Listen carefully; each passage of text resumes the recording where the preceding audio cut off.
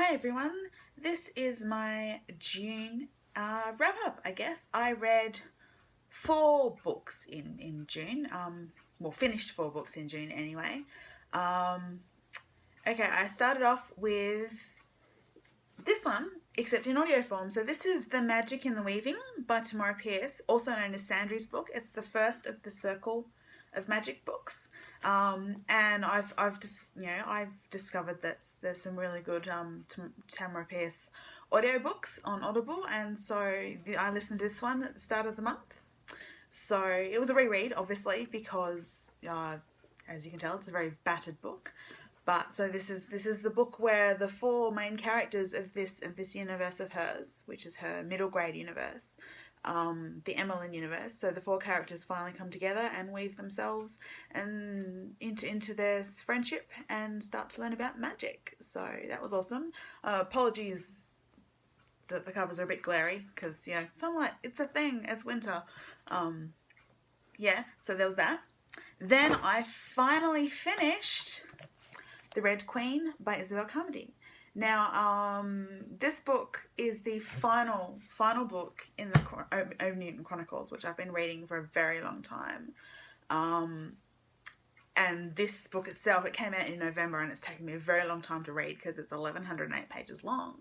And I'm pretty sure I've mentioned it in previous videos when I was working on it. But I finally finished it. I'm a bit ambivalent about this one. I think I gave it like 4 stars on Goodreads, and probably one of those stars was nostalgia. I'm very out of practice with reading epic fantasy.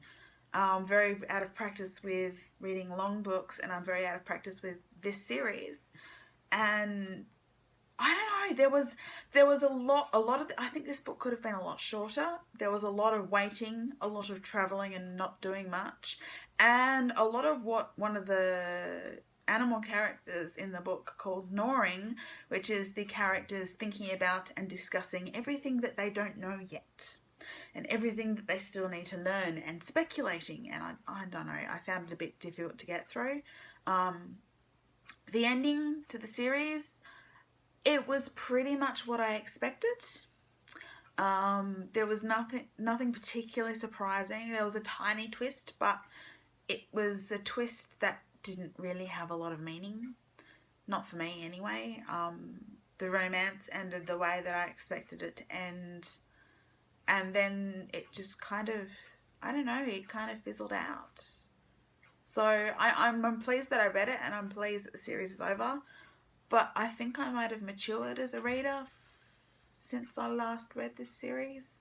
I don't know. It's just like, I enjoyed it, but I don't know. It just,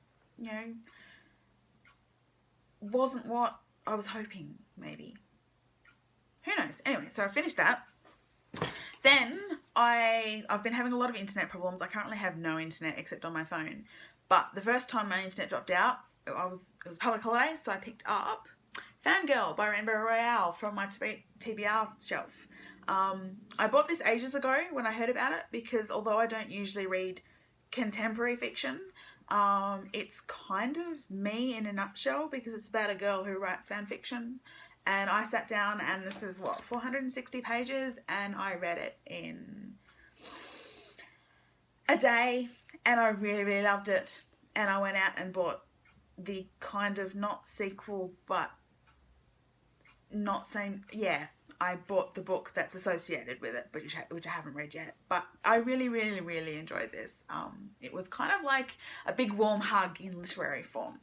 So the other book that I finished this month was actually a magazine, and that was issue 8 of Uncanny magazine. I'm still, 2 or 3 issues behind on this magazine, but I got another one out of the way. I wasn't hugely fussed by the fiction in this issue. Nothing really jumped out at me. But the essays, I really, really liked the essays. In particular, L.M. Miles's essay about finding her SFF grandmother. That was really great. And Chris Kill's, I probably didn't pronounce that correctly, but his essay about the fact that geek fandom and geek life, and sports fans are actually pretty much the same people, and we both groups love things passionately, and people shouldn't be excluded from one or the other just because. And I really liked that essay, so I finished that, and that was pretty much all the book. I mean, there was other stuff that I read, but I hadn't finished yet in June. Some of it I have now finished, but it's now July. So yeah, that was my wrap up for June 2016. See ya.